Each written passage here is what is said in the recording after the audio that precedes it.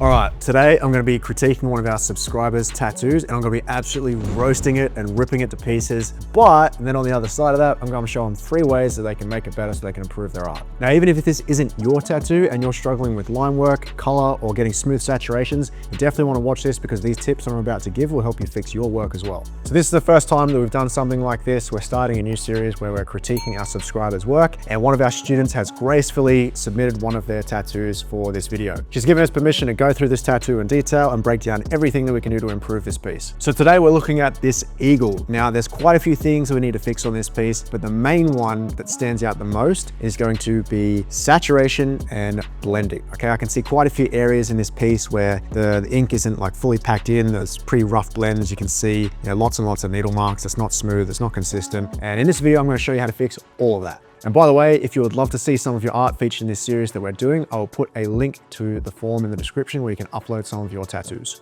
So let's start off with what was done right in this tattoo, okay? Now, even though the artist that did this piece is still at the beginning of their journey, there is quite a few things that they did decently well, all right? So the first one is they used color theory. You can see in the yellow on the claws and the other parts of the yellow, they've used purple to darken their yellow instead of black. When you put black with the yellow, it goes a gross kind of greenish color. It looks like shit, okay? So they've done that right. They've mixed purple with their yellow to darken it. It looks very natural. It looks great. The next thing that they've done is they've done this design in a way that fits the shape of the body. I see so many designs that get drawn that look okay on paper, but as soon as you slap that on a body part, it wraps, it's awkward as hell, and it doesn't fit the body. It just looks awkward. So they've done that right. That's long and skinny. This would go very well on a calf or an arm or a forearm. It fits the shape of the body very well. And the third thing is they've used bold lines. Okay, now these lines are far from perfect, right? A lot of them are inconsistent. They're a little bit crooked and stuff like that, but they haven't been, afraid to whip out a bold liner and, put in a really nice bold trad kind of outline, okay? I see a lot of artists steer clear of the really thick liners. I was one of those for a very long time when I first started out. I remember I did a neo-traditional owl on his client. It was actually one of my boss's clients. He was old. It was like 50, 60 years old, something like that. And up till that time, I only ever tattooed young people and their skin is very tough and resilient. But when you tattoo older people, it's like tissue paper. So I got this 14 round shader and I blasted this neo-traditional outline in on this guy's arm and it blew the fuck out. I tattooed it exactly the same as I would with a younger person. And when he came back in like 2 or 3 weeks later, the black had spread under the skin like easily an inch. And for a while, I didn't want to touch anything over an eye until I, eventually got more confident and I started using thicker liners again. So it's good to see that even though at the very beginning of their tattooing journey, they're still using thick liners, they're not afraid to bring out those larger needle groupings. Now, if you could only fix one thing in this piece, all right, it's going to be the transitions. If we look at this eagle, it's very rough. You can see really,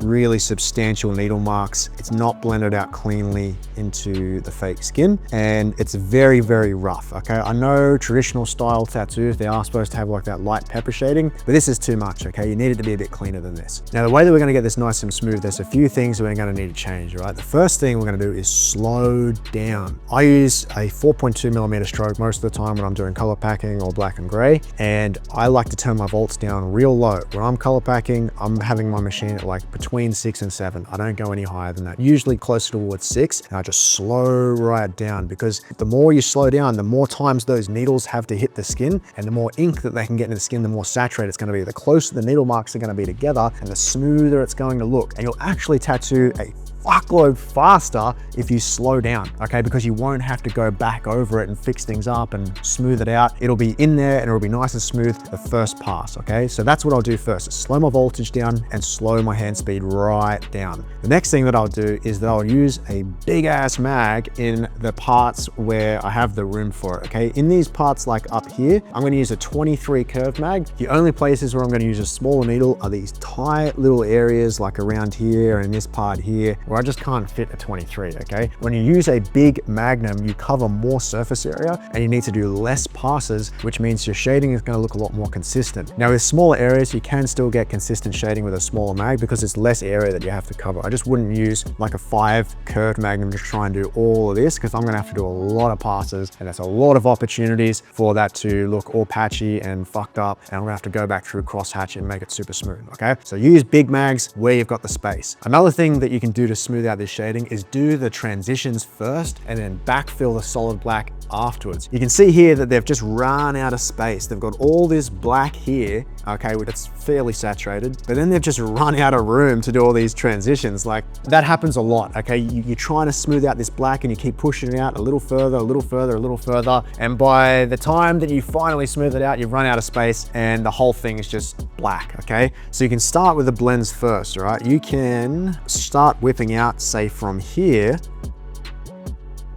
and then you can start whipping out from here, okay? And you just focus on getting that blend nice and smooth, all right? Then once you've got it, you just fill in everything that's behind that, and then you've got that nice transition because you did that part first. That just ensures that you're not gonna run out of room. If you set where you're gonna do your transition first and then you shade behind it, it saves you from going all the way up and then running out of room and then the whole piece just looking black. On top of that, we really need to dial in the depth control, right? Moving this aside for a second, when I tattoo and I am whip shading, I see a lot of people that will hold their machine kind of like this. They'll have like their finger against the cartridge and their middle finger will be resting against the table, and then they'll try and pull a line towards themselves, right? I don't do that. I have my fingers on the table and then I move my middle finger back and then the machine sits on top and I put all my weight down on my hand and I push down on these 3 fingers, which gives me a really solid base of support, and I can do extremely precise, tiny microscopic movements, which allows me to gradually build up those tones instead of just sticking it in there and then going in full ball straight from the get-go. We get all that sorted, the blends are gonna be a lot better. And you can see how much this impacts the tattoo. So here's a version of this piece that I did on a call with our students this week.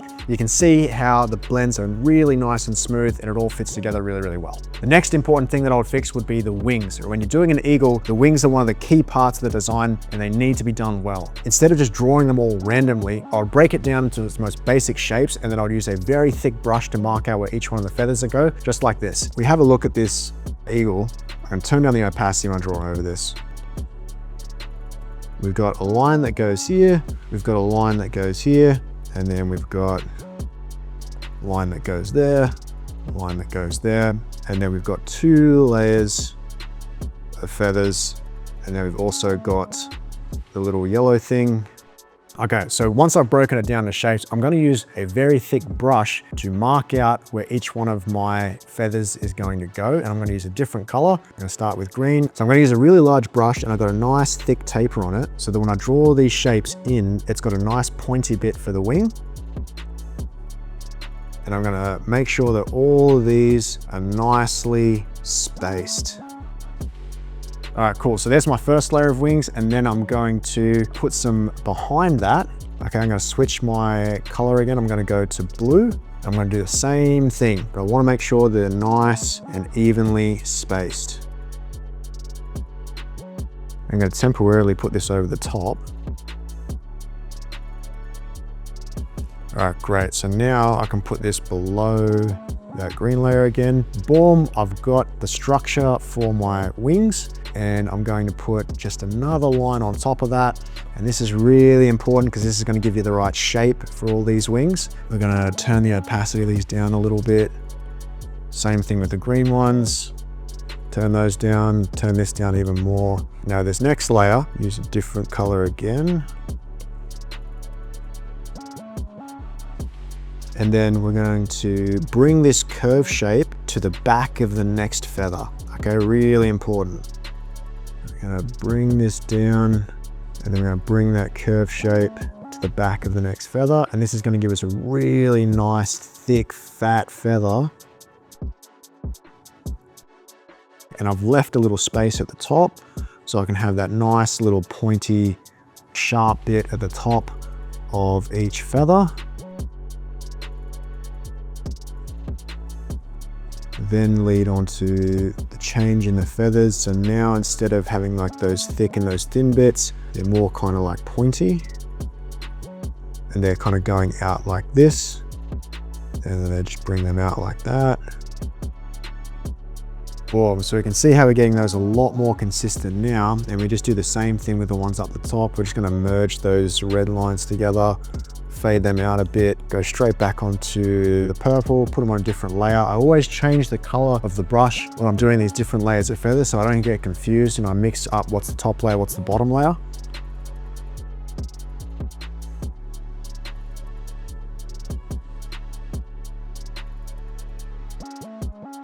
And then for these ones, very similar. They come out and then there's just a rounded point to the edge. And then for the very final part, I wanted to get this yellow thing good to go. So I'm going to draw over the top of that. I'm going to do it in a nice blue.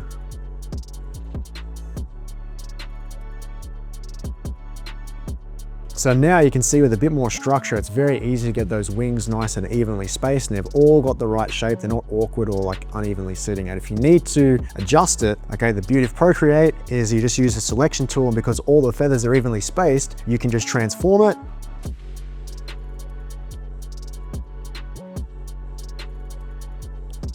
And you can just go freeform.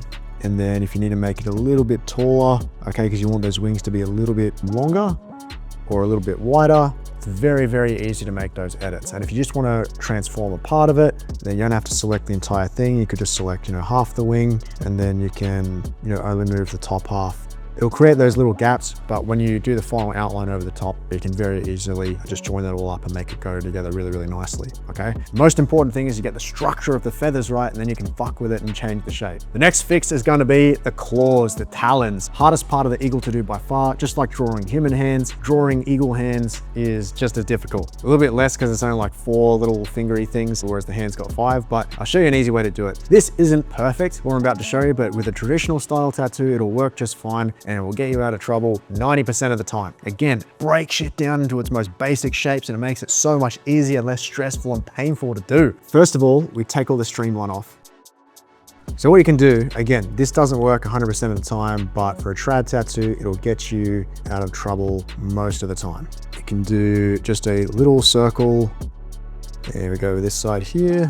And we draw these other little ovals, and then little ovals on top, just like that. So you've got like the knuckle joints just here, and then they connect onto the top part of the fingers. And then what we want to do is we switch to that hard airbrush that we've got, turn up the streamline, and now, okay, when we do these claws, and you can see when it's a different color, it's much easier to see. And because we've got that nice taper on this brush, they come out nice and pointy. Okay, that's given us the basic shapes. So then we just go and refine those now. Turn that streamline off. And I like to paint my shapes in. It's a little bit different to how I used to draw, but I find that it just kind of makes getting the shapes in a lot easier. Keep it nice and thick, so that when I go to outline or draw over the top of this, my volumes are already there, and then I just need to add details. Have this little kind of bulby part for the talons.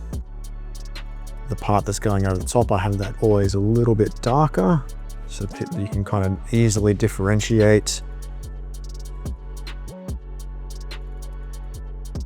Cool, so now when we draw over the top of those, it's going to be a lot easier to add in those details because all of that stuff is mostly there.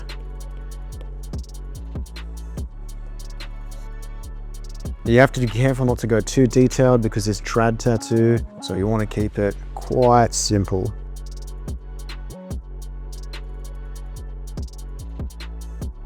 Cool, so that'll give you the basic shape of the talons, and then again, if you need to have them a little bit bigger or a little bit smaller, you just use the transform tool, mess around with the shapes and the proportions to get them just the right size so they're in proportion with the head, and then you're good to go. Now, the big thing to watch out for here is you've got to remember that this is a traditional style tattoo. It's very easy to zoom in and put all these like gnarly shapes and these details into these talons or any other part of the eagle, but if you do that, then it's no longer a traditional piece. When it comes to traditional style tattoos, you've got to strip out as much unnecessary detail as you can to keep it pure and simple so that it has that old school kind of look. Now, if you're doing neo-trad or new school or whatever, go nuts. Add as much texture and shapes and angles and stuff as you want. But for trad, you got to keep it bare bones. Now, there's a few more things that we could fix in this piece, but those are the highest leverage, lowest effort 3 that we could fix. We get that sorted, the tattoo is going to look great. Now, if you take this tattoo and use the updated stencil that I've created for it, I'll pop it down in the description below, and and submit it to the channel, then I'll give you free access to the recording that I did of this tattoo from start to finish when I was showing the student how to implement this feedback. So I've just dropped a bunch of bombs on how to not only improve this tattoo, but basically any other piece you're going to be tattooing as well. So how do we take that information and solidify it so you never forget it and then your tattooing actually improves? I've got some drills for you. I'm going to pop them in the description down below. And if you apply the feedback that I've given you in this video, you will see a massive improvement from day 1 all the way through to day 7. And if you'd like to get feedback on your work every single week, where you get either myself, Brandon, or one of the other artists on our team to look at your work and give you clear, actionable advice that you can improve every single day, I will leave a link in the description down below for private coaching. We're going to be making these roast videos every single week, so make sure that you subscribe so you don't miss the next one. Until then, you can watch our complete how to tattoo video